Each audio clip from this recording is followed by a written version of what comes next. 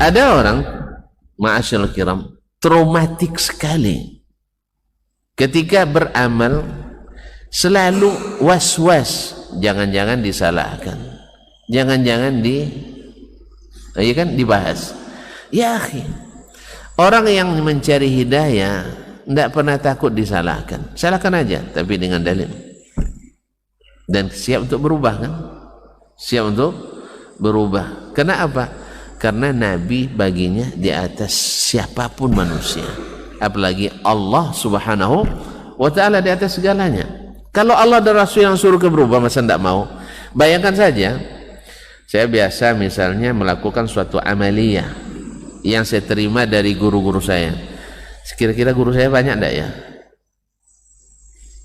Ustaz, guru saya banyak tidak kira-kira? Berapa tahun saya belajar tadi? Sampai sekarang masih belajar. Antum itu masuk guru saya juga. Ramai tidak? Di SD, di pondok. Jelas, saya banyak terima ini dan itu. Lalu ini kita bayangkan, ini setelah saya belajar dengan guru yang ramai ini, bertemu dengan Nabi sallallahu alaihi wasallam. Jangan salah paham dah. Kalau nanti saya baca selawat tertentu, micing sedikit, datang Nabi, itu bukan itu maksud saya. Ini kadang asal micing-micing dikit, antum udah mulai percaya tuh. Nabi tidak pakai micing-micing begitu, dia enggak. Nabi tidak pakai micing-micing. Ketika mukjizat datang tidak pakai micing-micing kayak gitu dia. Jadi kaum muslimin dan muslimat yang dirahmati Allah SWT, membayangkan ini, setelah saya lakukan sesuatu lalu bertemu dengan Nabi, dan tentu saya belajar dengannya, karena guru saya tentu dia belajarnya ke Nabi juga, ya kan, atau melalui orang yang belajar ke Nabi dan seterusnya. Lalu saya beramal, dilihat oleh Nabi SAW. Misalnya saya sholat, kata Nabi SAW, man, iya kan, dasman, panggil man itu ya, man,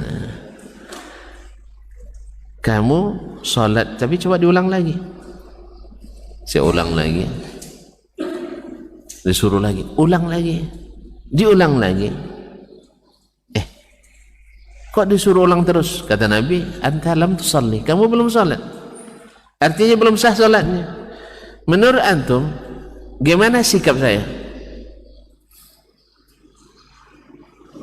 Apakah saya akan mengatakan, Rasulullah tahu enggak Rasulullah, sudah 10.000 guru saya ini, katanya gitu ya? Mungkin enggak saya dengan alasan guru saya orang hebat di Muara Jalai, di Bangkinang, di Air Tiris, di Jakarta, di Madinah, orang-orang hebat guru saya, Rasulullah enggak tahu, ayo saya bawa. Mungkin enggak saya berkata begitu? Mungkin enggak saya berkata begitu ke Nabi sallallahu alaihi wasallam? Enggak mungkin. Makanya ketika ada seorang Arabi yang salat, disuruh ulang sama Nabi terus salatnya, salli fa innaka lam tusalli, 3 kali diulangnya, mau dia. Setelah itu, ya Rasulullah, la utqinu ghairaha, saya tidak bisa salat lebih baik dari itu, fa'allimni, ajarkan saya. Lalu diajarkan oleh Nabi sallallahu alaihi wasallam. Sejak itu berubah cara salatnya. Jelas?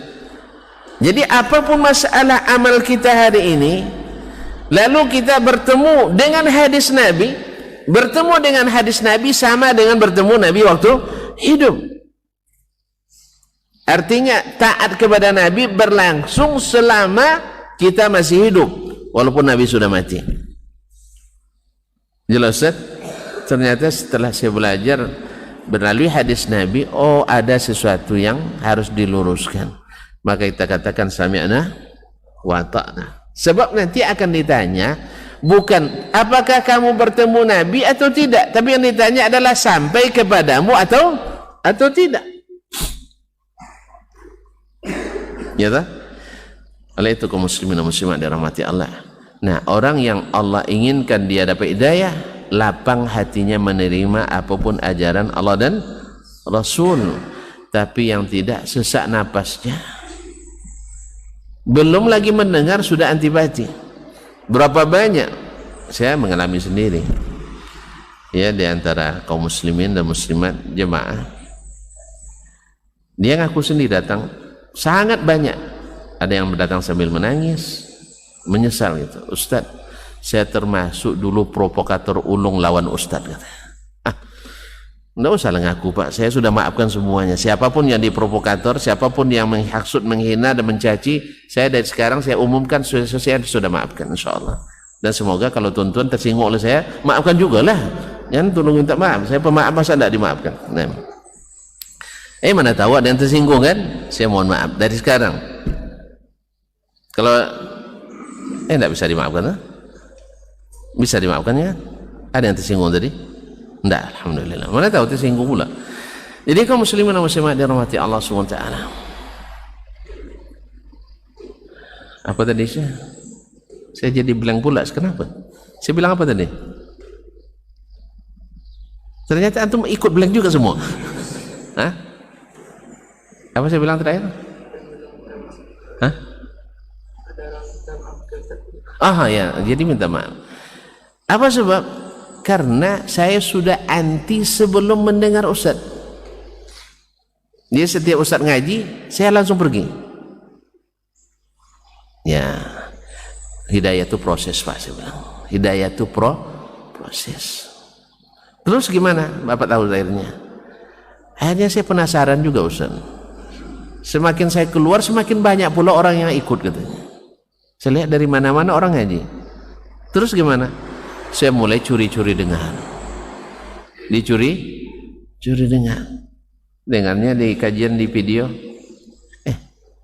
Tidak ada keras kajinya. Habis itu mulai dia duduk jauh-jauh. Duduk jauh-jauh. Ada juga masalah. Akhirnya masuklah itu hidayah. Ternyata selama ini hanya fitnah. Kalau begitu alhamdulillah Pak. Tapi ingat, saya tidak sama dengan Nabi sekarang. Saya hanya seorang pengikut yang berusaha mendekati ajaran Nabi SAW. Jadi pokoknya jangan sampai Bapak menganggap saya seperti Nabi SAW. Pasti ada lisan saya yang meleset. Tapi itu jangan itu yang dicatat. Alhamdulillah, dulu jadi provokator, sekarang menjadi distributor.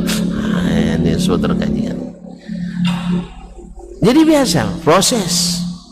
Antum tak perlu sedih kalau ada orang yang antum berikan, sampaikan ini nasihat lalu dia marah. Saya sering dimarahin orang gara-gara menasihati.